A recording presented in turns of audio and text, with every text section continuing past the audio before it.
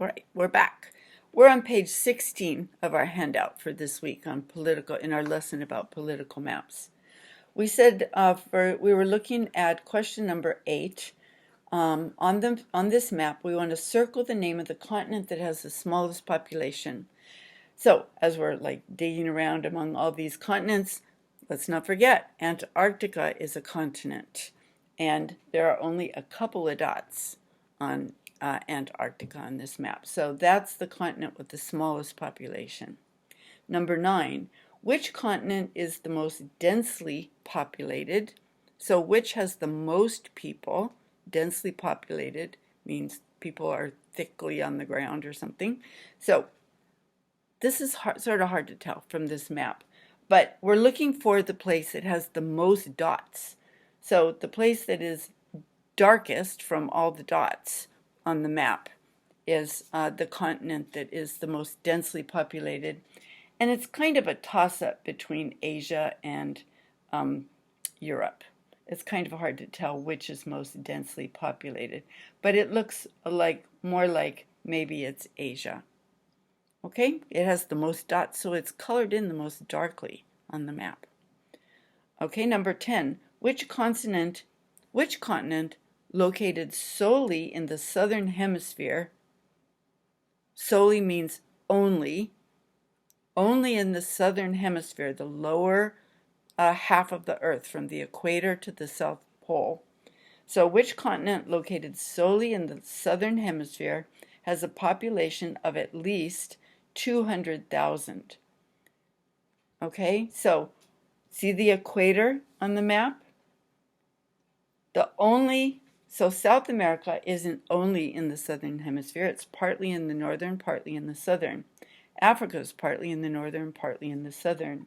The only continents that are only in the southern hemisphere are Australia and Antarctica. And Antarctica doesn't have at least 2 dots in it, right? It has 1 dot, I think. And Australia has at least 2 dots.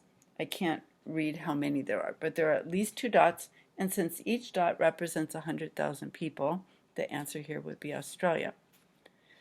Number 11, which continent partially located in the southern hemisphere shows a very sparsely populated central region?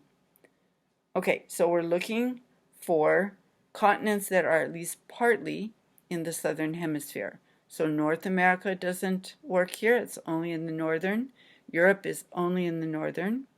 But South America, Africa, and Asia are all partly in the southern hemisphere. So among those, which of those has a sparsely populated central region? Sparsely means not very much, okay? So pretty empty central region. It's probably South America. The center of South America has much fewer dots than the center of Africa or the center of Asia. Okay, and number 12, which continent located solely in the northern hemisphere, so only in the north? So this is North America or Europe. Those are the only 2 that are only in the northern hemisphere. Has most of its population on the eastern coast. So Europe doesn't have an eastern coast. Europe and Asia have a land border, right?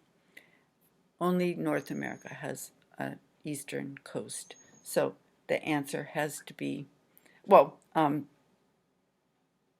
those are the only 2 continents that are only in the northern hemisphere. Asia, which has an eastern coast, is partly in the northern hemisphere, partly in the south. Okay, so North America has to be the answer there. Okay, let's go back to page 15 for a minute. We skipped over it. Okay, so on page 15, we've got a map, and then we have some paragraphs to read. Remember that we don't want to automatically read paragraphs if we can answer questions. We want to look at the questions first to make sure whether we want to spend the time to read the passage, because it takes a long time to read, and there may not be any question that we need to have read the passage for. That happens a lot, actually. So let's start off and see what we can answer without reading the passage. Number 3, based on the map, where can you assume that Brazil's major cities are located? I'm sorry, this is a map of Brazil, population density. We have a compass rose, we have a scale of miles, and we have a map key. So you can tell from the colors in the map key where there are very few people, where there are more people. Okay? So, based on the map, where can you assume that Brazil's major cities are located? So cities will be where the most people are. So we're looking for the places where the population is the heaviest. And you can see along the border with Bolivia, no, not very many people living there according to the map key. Along the east coast, along the ocean there, that's where we can tell from the map key that the most people live, so that's probably where the biggest cities are. In the Amazon basin, do you see where the Amazon River is in Brazil? You can see it says Amazon River. It's towards the top of the map. The Amazon basin, a basin is a low place, like a bowl, right? Low with mountains around the edge. And right in the middle of this basin is the river. And we can tell from the map that very few people live around the Amazon River once it gets into the interior of the country. That's the Amazon basin. So very few people there. In the center of the country, no, in the center of the country it's pretty empty according to the map key. So the only possible answer is B, along the east coast. Number 4, which geographic features most likely impact Brazil's population centers? All right, we got to bring a little bit of outside knowledge with us to answer this question. Do you see where the equator is? Where's the equator?